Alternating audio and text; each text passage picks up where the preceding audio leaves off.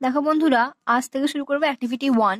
এখানে true false করতে বলেছে। দেখো, প্রথম কোশ্চেনটা বলেছে villain was very happy in the big house. Villain খুব খুশি ছিল সেই বড় বাড়িতে। হ্যাঁ, এটা হবে কি না ট্রু। এই সাপোর্টিং স্টেটমেন্ট। দেখো, villain was perfectly contented and happy, এই ফার্স্ট লাইনটাই হবে এর সাপোর্টিং স্টেটমেন্ট।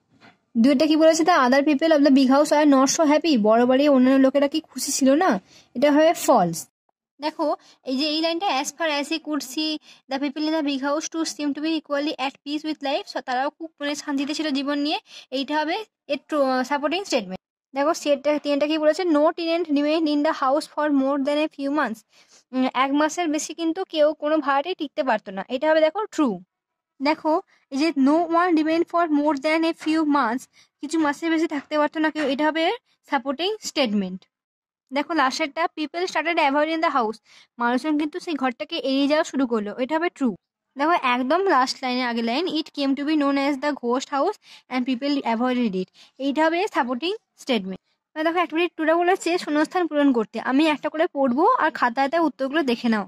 দেখো, বইয়ের ফার্স্টে বলেছে on midnight he was told, একদিন মধ্যরাতে তাকে কি বলা হলো, that the master was dead, master মারা গেছে।